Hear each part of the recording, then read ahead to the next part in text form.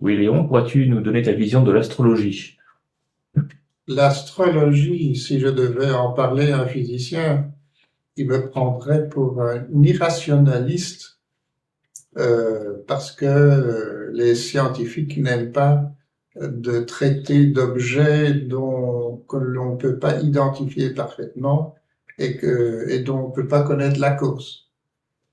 Pourtant, des millions de gens en ont fait l'expérience et je parlerai de ce que moi j'ai pu expérimenter.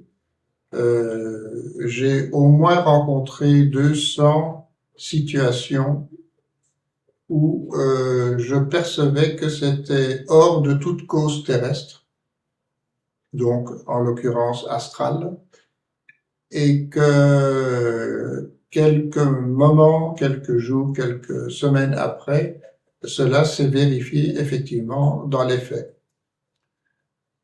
Donc, on peut pas dire que quand tant de gens ont rencontré des situations analogues, on peut pas dire que rien n'existe. On peut tout au plus dire on n'a pas l'explication, mais dire ne rien n'existe, c'est même pas scientifique. Alors, aujourd'hui, on sait en fait pourquoi les scientifiques ont été jusqu'à présent contre l'étude de l'astrologie. On le sait quand même avec précision et ce que je vais donner comme information devrait un peu calmer leur opposition, je l'espère.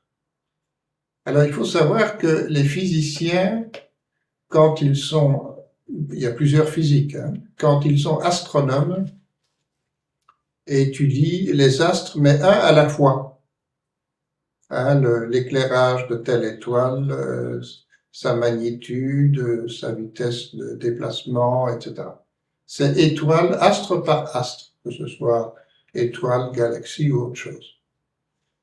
Mais les astrologues, maintenant, ne vont pas du tout dans cette étude localisée des astres, mais dans une impression globale.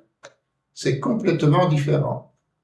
Il faut savoir en effet que les planètes solaires, par exemple, ont une masse considérable et tout déplacement d'une masse globale due à leur mouvement entraîne, ça a été, on peut dire, déjà vérifié, entraîne une influence sur les atomes métalliques de l'ADN.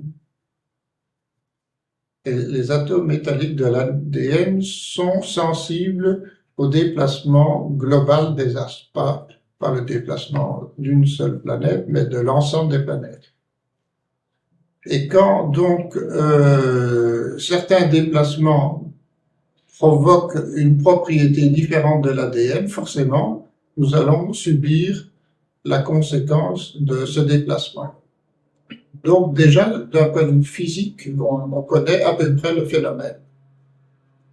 Et si on dit que donc l'astrologue évalue le global de l'influence extérieure, même s'il n'arrive pas à définir de quoi est fait ce déplacement exactement, eh bien, il crée effectivement une interprétation. Il crée une interprétation qui, avec l'expérience millénaire, se confirme régulièrement. C'est-à-dire qu'il y a tel type de déplacement massique, puisque ce sont des masses énormes qui ont lieu, ça doit correspondre, ça doit agir sur tel tempérament, c'est-à-dire sur telle catégorie d'atomes métalliques de l'ADN et pas sur d'autres. On peut donc prévoir, c'est relativement précis, que tel déplacement global donne lieu à telle influence. Personnellement, je ne suis pas astrologue, mais je capte très bien l'effet global. Je sens en moi quand il y a une situation que je ne peux pas gérer parce que l'ADN, on ne peut pas le gérer, c'est trop profond. Mais je sens que je ne peux plus m'appuyer sur un ADN habituel. Je sens qu'il y a un léger décalage. J'arrive plus ou moins à l'identifier. Hein, c'est arrivé encore récemment, en décembre, où j'ai pu annoncer que l'an 2008 serait critique, mais palpitante. Et la suite a montré avec précision que c'était bien valable pour l'ensemble de cette année.